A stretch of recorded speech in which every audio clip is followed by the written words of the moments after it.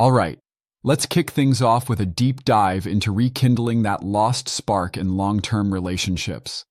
There's a lot to unpack about how to fall back in love, especially when everything seems wrapped up in daily routines.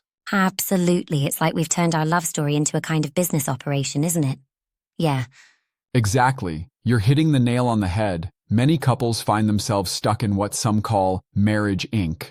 When romance gets downgraded to just managing life's logistics, the butterflies, that exciting energy can just slip away and leave you feeling more like business partners than lovers.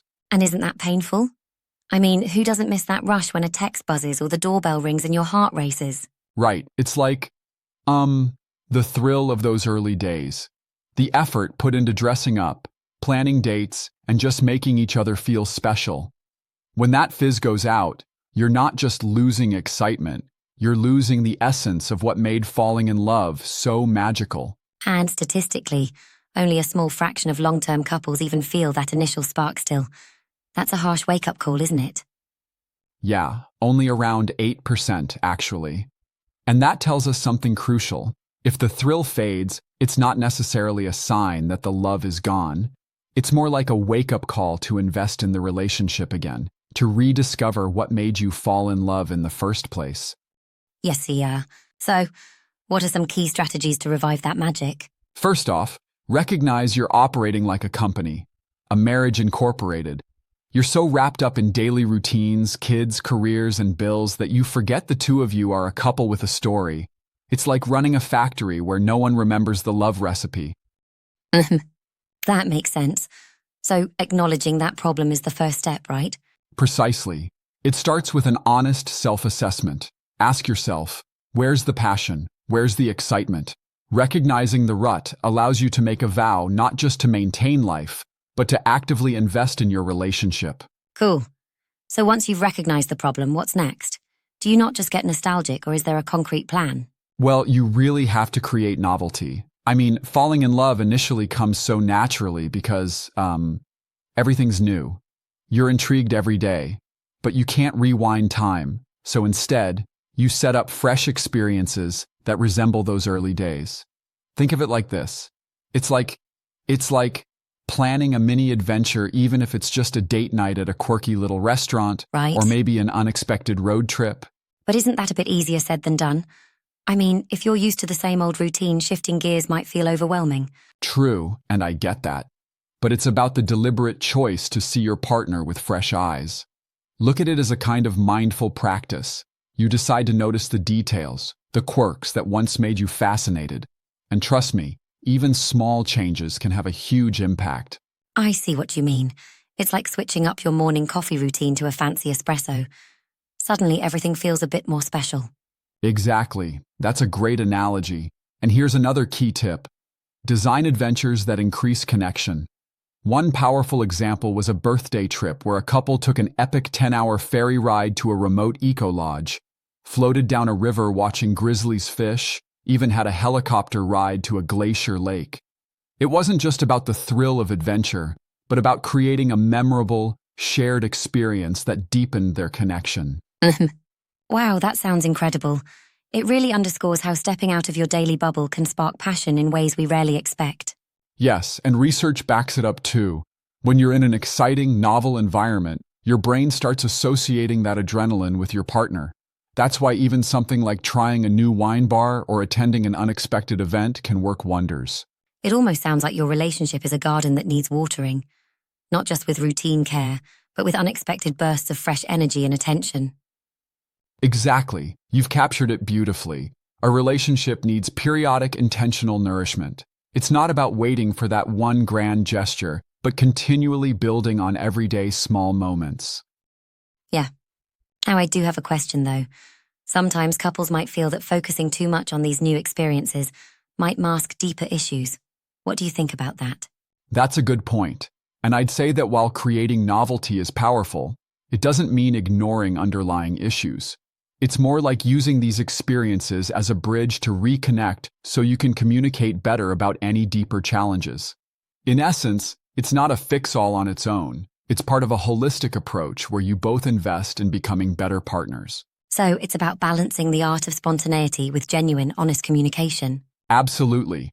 And there's also the idea of shifting focus from what you want your partner to do to what you can do to light them up. Instead of waiting for them to bring back the magic, you become the one who actively injects enthusiasm, affection, and surprise into the relationship. That's an interesting twist. So basically, it's your own renewed commitment that kindles the spark? Spot on. It's about self-initiated romance. And this approach not only increases your attractiveness in your partner's eyes, but also creates a feedback loop where your partner feels valued and more inclined to mirror that energy. It's like a positive cycle. The more you invest emotionally, the more the relationship thrives. Exactly. And let's be real. Staying in love requires effort as much as falling in love did. It takes practice, creativity, and sometimes stepping out of your comfort zone. Yes, yeah. I've noticed couples often get stuck because they've normalized the everyday. Maybe it's time to break out of that automated living mode and start planning these little surprises again. Precisely. And it's backed by both research and the real-life testimonies of couples who've been through this.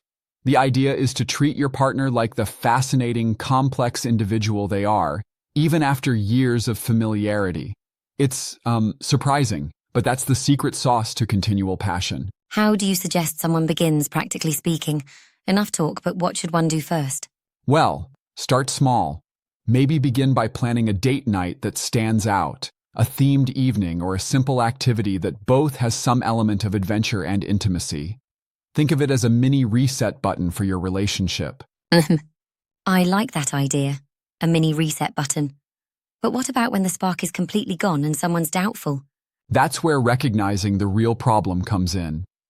Admit that you've been living in a routine, much like running a business, and then commit together to invest in each other through effort, fun, and shared adventures. I know it might sound a bit, too idealistic for some, but evidence shows that even a small pivot in mentality can lead to big changes.